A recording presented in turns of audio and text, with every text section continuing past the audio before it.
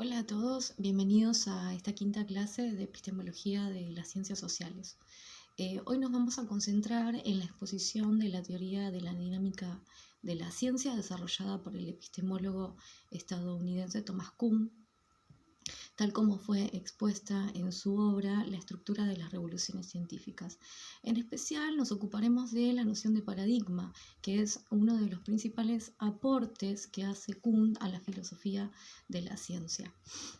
La obra de Kuhn nos resulta muy significativa porque marca justamente el pasaje de la concepción de la ciencia como producto, que es propia de la concepción heredada, como vimos en la primera clase, a la concepción de la ciencia como proceso, ¿no? En otras palabras, lo que va a pasar es que se va a producir un quiebre, ¿no?, entre la distinción de contextos que se había desarrollado había sido desarrollada por el Círculo de Viena, el cual se va a someter a una profunda crítica porque la epistemología, como habíamos visto, era prescriptiva, ¿no? Recordemos que justamente la función de la epistemología era prescribir el método correcto a los científicos, ¿no? Era de alguna manera decirle a los científicos qué es lo que tenían que hacer. Por otra parte, la concepción heredada predominó en la epistemología anglosajona hasta la década del 60, a tal punto que también se la va a conocer como la concepción estándar de la ciencia. Es necesario resaltar que los empiristas lógicos supieron construir un edificio conceptual sólido, ¿no?, que estaba sustentado en dos ideas básicas. La primera es la idea del conocimiento, de que el conocimiento científico requiere verificación empírica. Y la segunda es que el conocimiento científico tiene un carácter esencialmente provisional. ¿Qué quiere decir esto? Que se encuentra en un proceso de construcción permanente. Como vimos, la primera idea pertenece al Círculo de Viena, ¿no?, que supo retomar y enriquecer los aportes del viejo empirismo y del positivismo. Y la segunda idea, este carácter esencialmente provisional de la ciencia, fue elaborada por Popper, ¿no?, quien planteó que los científicos se dedicaban a falsar las teorías existentes proponiendo nuevas hipótesis. Es cierto también que la concepción heredada supo construir respuestas efectivas a las críticas que se fueron reformulando, ¿no? Así, los empiristas lógicos moderaron el inductivismo al afirmar que el conocimiento obtenido por medio de la aplicación del método inductivo tenía validez estadística, no absoluta. En otras palabras, lo que queremos decir con esto, ¿no?, es que la acumulación de enunciados, ¿no?, de un nivel permitía formular una ley científica, ¿no?, que esta ley iba a ser válida para todos los casos conocidos o en su defecto para la mayoría de los casos. De este modo, reconocían el valor estadístico de la inducción, sin abrir juicio sobre su valor absoluto, ¿no? Popper, por su parte, reformula su método hipotético deductivo aceptando la complejidad de la refutación de una hipótesis. ¿Por qué? Porque mientras que en las primeras formulaciones del método hipotético deductivo, toda vez que una consecuencia observacional no coincidía con los hechos científicos, debían declarar como refutada la hipótesis. Ya en las formulaciones posteriores, ¿no?, Popper plantea que era preciso determinar qué era lo que se estaba refutando, si la hipótesis principal, si las hipótesis secundarias, las auxiliares, ¿verdad? De modo que entonces la falta de coincidencia, entre la consecuencia observacional y los hechos no obligaba a la refutación de las hipótesis. Ahora bien, sin embargo, los cambios introducidos en las versiones originales del empirismo lógico y del falsacionismo no modificaron para nada los postulados de la concepción heredada, más que nada los postulados fundamentales, ¿no? Se mantuvo la distinción entre los contextos y por ende la rígida división del trabajo de la que hablábamos entre la historia y la sociología de la ciencia por un lado y la filosofía de la ciencia por el otro. De esta manera, la historia quedaba totalmente excluida del campo de estudio de la epistemología, ¿no? El conocimiento científico, ¿qué quiere decir? desde este lugar, que es ahistórico, ¿no? Que se halla más allá de la historia y que podría ser aislado de esto. Señalamos anteriormente, ¿no?, que esta concepción lo que permite es defender la supuesta neutralidad política e ideológica de la ciencia, a la que se le atribuye, ¿no?, un carácter desinteresado, ¿no? ¿Cuándo comienza a resquebrajarse de alguna manera esta concepción heredada? En la década del 50, ¿no? Cuando el desarrollo de la historia de la ciencia proporciona nueva información, ¿no?, que contrastaba con la imagen positivista de un progreso continuo del conocimiento científico. Los historiadores de la ciencia demostraron que los científicos no habían producido un nuevo conocimiento apelando a los métodos prescriptos por la filosofía de la ciencia, ¿no?, sino todo lo contrario. Muchas veces las nuevas hipótesis y teorías carecían de la base empírica adecuada, o sea que con los datos que ya había, los datos que tenían disponibles no coincidían con las nuevas hipótesis. Entonces, si los científicos no habían procedido como prescribía la epistemología, ¿no?, la pregunta era si era lógico que se acepte la validez del empirismo lógico y del falsacionismo, ¿no?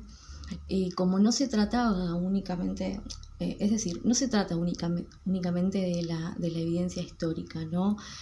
Una nueva sociología de la ciencia que surge en la década del 50 lo que hace es comenzar a interesarse por el trabajo concreto de los científicos, es decir, se interesa en las formas en que estos producen conocimiento científico y en los mecanismos de aceptación de las nuevas hipótesis y teorías.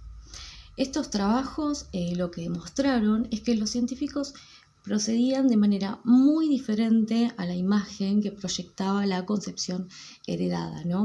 En vez de emplear un método canónico, un método único, muchas veces se veían obligados a elaborar métodos específicos para dar respuesta a un problema determinado, ¿no? En este sentido, Feyerabend, que es epistemólogo y discípulo de Popper, llega a plantear la tesis del anarquismo metodológico, ¿no? Esto es que se rechaza la existencia de un único método científico y se reconoce que hay tantos métodos, ¿no?, como problemas científicos a resolver.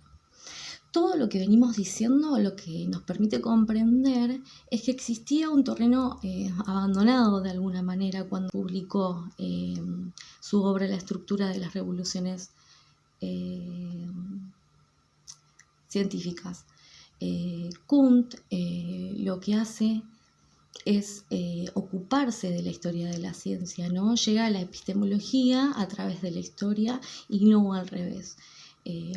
Su labor como historiador lo convence de que era erróneo separar la historia de la ciencia de la filosofía, porque la práctica de los científicos es incomprensible si se desconocen cuáles son los factores económicos, sociales, culturales en los que esos científicos de alguna manera se desenvuelven, ¿no? Dicho de otro modo,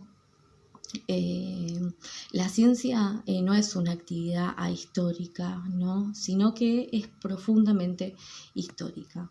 Esto lo que hace es llevar a quebrar la decisión entre el contexto de descubrimiento y el contexto de justificación. La validación de las hipótesis obtenidas por los científicos eran incomprensibles si se ignoraba el contexto histórico, pues cada época tenía criterios diferentes en lo que se hace a la validez del conocimiento. Kuhn lo que hace es llegar a la conclusión de que la epistemología tenía que dejar de enseñarle de alguna manera ese método correcto a los científicos, ¿no?, sino por el contrario, que debe ocuparse de cómo obtenían conocimiento los científicos, los métodos que se iban elaborando en su actividad. Dicho de un modo burdo, lo que hizo Kuhn es proponer pasar de una epistemología prescriptiva a una epistemología descriptiva, ¿no? Kuhn pensaba que la ciencia justamente es lo que los científicos hacen. Ahora bien, lo anterior conllevó, ¿no?, a una modificación radical de los problemas y de las tareas de la filosofía de la ciencia. Ante todo, la erosión de la distinción entre los contextos obligaba a los epistemólogos a ocuparse seriamente de la historia de la ciencia. Ya no podían dejar esa labor en manos de los historiadores, ¿no?, como algo ajeno a ellos. Pero la atención en la historia implicó un desplazamiento del núcleo de interés de la epistemología. Como habíamos mencionado, la concepción heredada de la ciencia afirmaba que la filosofía de la ciencia tenía que ocuparse del contexto de justificación, es decir, de la cuestión de cómo se fundamenta o valida una hipótesis. Desde esta perspectiva, la historia de la ciencia se concibe como un progreso lineal, desde lo inferior a lo superior, y este progreso se iba a acelerar en la medida en que los científicos utilizaran el método correcto, ese método idealmente universal, ¿no?, que no era otro que el proporcionado por la epistemología. De eso se trataba entonces la epistemología prescriptiva, ¿no? Kuhn, ¿qué hace? Rompe con la división entre los contextos y se vio obligado a concentrarse en el problema del progreso científico, o mejor dicho, de la construcción de una teoría que explicara la dinámica del desarrollo científico. Por eso la estructura de las revoluciones científicas justamente contiene esa teoría. Dijimos entonces que la concepción heredada considera la ciencia, al conocimiento científico, como producto, como algo acabado, estático, que no le preocupan los problemas del desarrollo histórico, ¿no?, que no es de incumbencia de la epistemología. Kuhn, en cambio, se dedica a explorar la dinámica del desarrollo de la ciencia, y en el centro de su reflexión está la noción que a nosotros nos interesa, que es la de paradigma, ¿no? A diferencia de la concepción heredada, Kuhn no considera que las teorías o los enunciados sean las unidades de análisis de la epistemología. Esta tiene que ocuparse en todo caso de estudiar los paradigmas y las comunidades científicas que aceptan los paradigmas, ¿no? Kuhn afirma, ¿no?, entonces, que cada ciencia se desarrolla pasando por un paradigma a otro, ¿no? Para eso lo que vamos a hacer es respondernos a la pregunta: ¿qué es un paradigma, no? Kuhn tuvo muchas dificultades para establecer una noción unívoca de paradigma. Sus críticos reprocharon mucho haber presentado varias definiciones del mismo concepto. En la estructura de las revoluciones científicas hay varias acepciones de lo que es un paradigma, ¿no? Va a decir que es una manera de ver las cosas, que adherir a un paradigma justamente implica ver los hechos de una manera específica y diferente a otras, ¿no? Por ejemplo, cualquiera de nosotros se desconcertaría, ¿no?, al ver una radiografía. Sin embargo, sabemos que para un médico entrenado justamente la radiografía le puede formular un diagnóstico. Entonces, un paradigma también puede ser una concepción del mundo, diría Kuhn, ¿no?, un conjunto de valores, de creencias que van a determinar la forma de producir, de estructurar y de categorizar el mundo, de clasificarlo, ¿no? Acá imagínense el quiebre que se produce con la concepción heredada de la ciencia, ¿no?, sobre todo con el empirismo lógico, porque para la metafísica quedaba justamente fuera del conocimiento científico. Un paradigma va a estar constituido por las realizaciones universalmente reconocidas por la comunidad científica, ¿no? Serían esos modelos a seguir. Un paradigma es una matriz disciplinar que entre sus componentes están las partes metafísicas, es decir, los supuestos sobre el funcionamiento del universo o sobre la porción de este que estudia una ciencia determinada.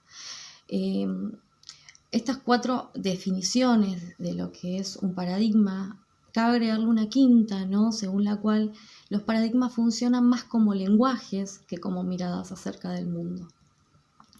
De todas formas, la noción de paradigma no agota las herramientas conceptuales de Kuhn, ¿no?, con las que Kuhn examina las dinámicas de la ciencia.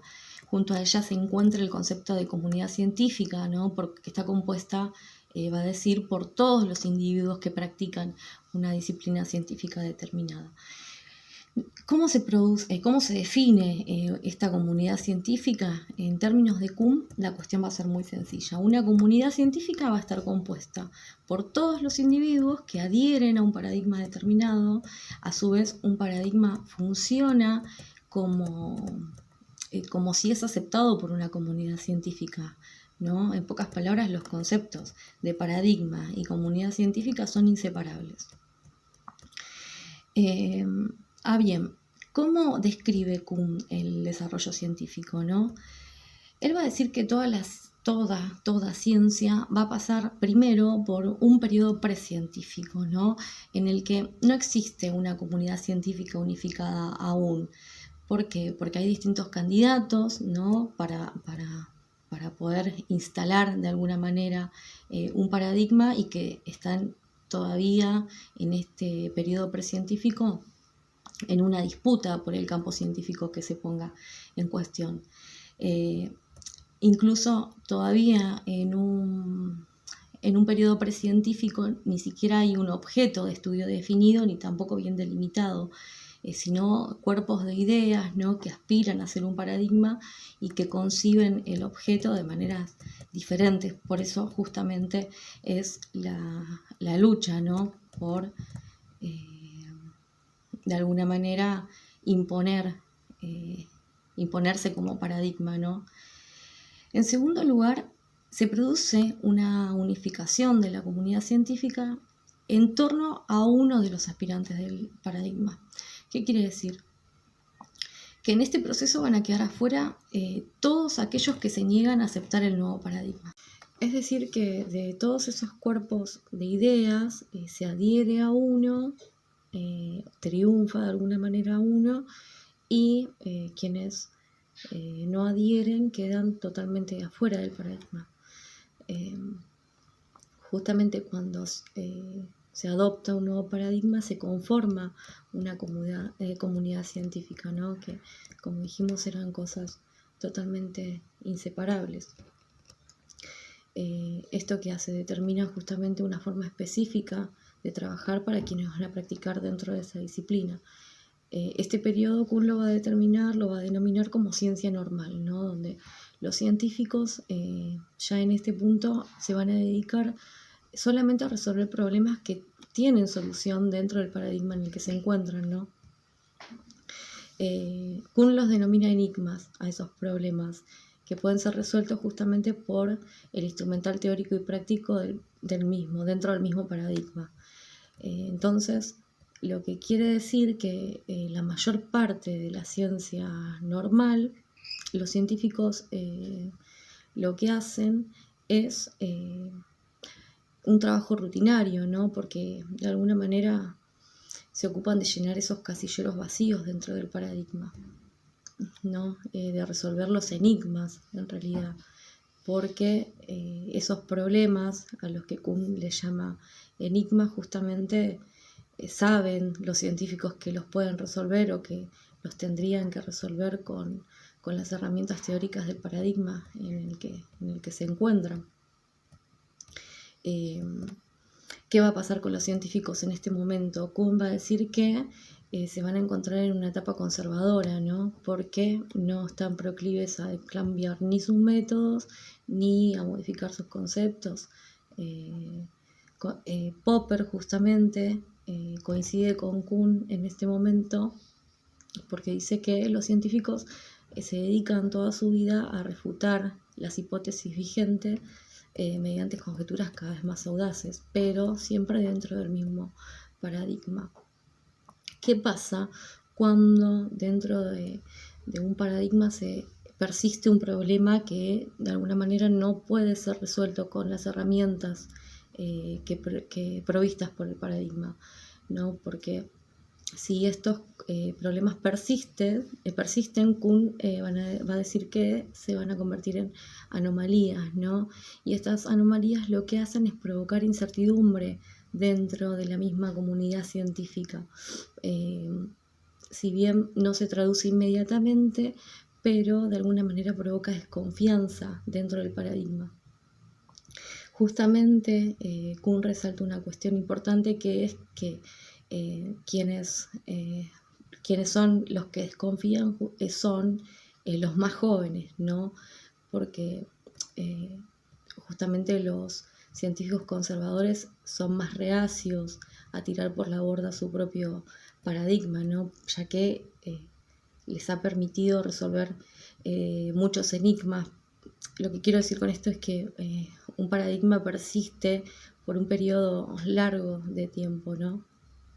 Ahora, si esa anomalía persiste en el tiempo, lo que va a determinar es por erosionar la confianza de los miembros de la comunidad científica, que, como dijimos, eran los más jóvenes, porque tienen de alguna manera menos compromiso, ¿no?, con el paradigma existente.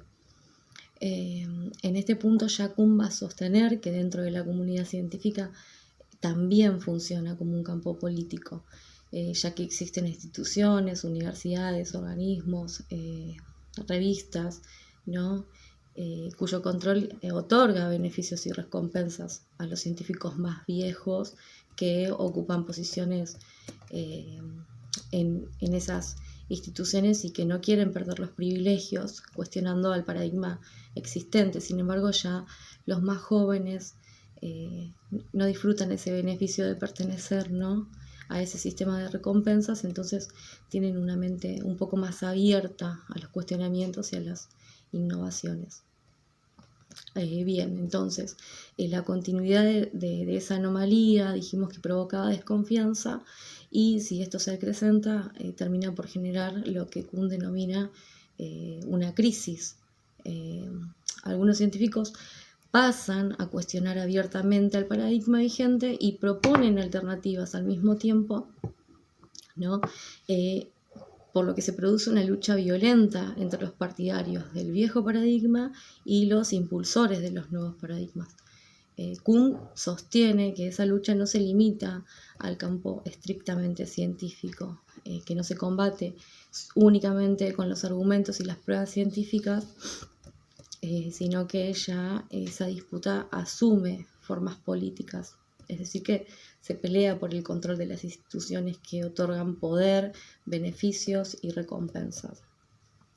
Se trata de persuadir a los oponentes. En esa tarea de persuasión se recurre a todo tipo de argumentos que van más allá del campo científico en cuestión.